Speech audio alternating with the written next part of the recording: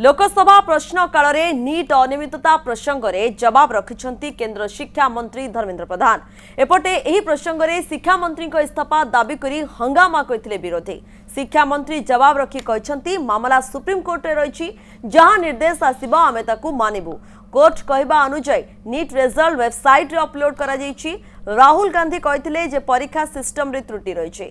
शिक्षा मंत्री समस्त कथा कहले किंतु निजर कौन त्रुटि दर्शाइले ना।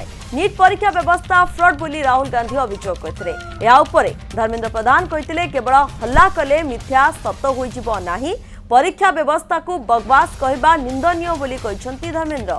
2010 रे मनमोहन सरकार अमल रे शिक्षा सुधार ने 3टी बिल आसीथिला, से भितरु गोटे बिल थिला अनियमितता रोकिबा लागि। तबे कहा चापरे याको प्रत्याहार करी निया जाइथिला बोली धर्मेंद्र प्रश्न करथिले। The issue is that there are millions of students in this country who are extremely concerned at what is going on and who are convinced that the Indian examination system is a fraud. That is what is at stake here. Millions of people believe that if you are rich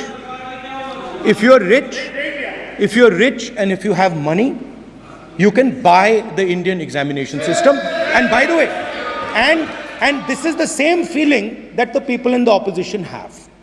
And that is why we are asking some very simple questions to Honorable Minister. मेरे जो शिक्षा है, मेरे जो संस्कार है, मेरे जो सामाजिक जीवन है, मेरे को मेरे राज्य की, मेरे सूबे की जनता की स्वीकृति मिली है। मैं किसी की, मेरे बौद्धिक और मेरे संस्कार की सर्टिफिकेट मेरे को सारी सदन में किसी से नहीं चाहिए। देश की प्रजातंत्र में चुन के मेरे नेता प्रधानमंत्री मोदी जी को प्रधानमंत्री की भूमिका दिया है। मैं उनकी निर्णय से यहाँ उत्तर दे रहा हूँ सदन को। बाकी ये कहना चिल्लाने से सच झूठ नहीं हो जाएगा साहब। ये जो कहा गया देश की अभी की एग्जामिनेशन सिस्टम रबिश है सर, इससे दुर्भाग्यजनक बयान देश की नेता प्रतिपक्ष का कुछ नहीं हो सकता है सर। मैं कठोर शब्द से इसको निंदा करता हूँ। बाकी रहा, मैं सर आपके सामने, आपके माध्यम से देश के सामने सर एक तथ्य रखता हूँ सर। जिन्होंने रिमोट से सरकारें चलाई है, 2010 में 3 बिल आया था सर शिक्षा सुधार के लिए। उन्हीं की पार्टी के नेता आदरणीय कपिल सिब्बल साहब 3 बिल लाए थे। उसमें से एक बिल था एजुकेशन, उसमें एक बिल था prohibition of unfair practice bill 2010, जिसकी उद्देश्य एजुकेशन इंस्टीट्यूशन में माल प्रैक्टिस को बंद करना। सर मेरे सरकार की हिम्मत है, अभी हमने पब्लिक एग्जामिनेशन की रेगुलरिटीज में बिल लाए, कानून बनाए। क्या मजबूरी था कांग्रेस पार्टी की, क्या मजबूरी था नेता प्रतिपक्ष की? उन्होंने उस बिल को उल्टा किया, किसके दबाव में उल्टा किया?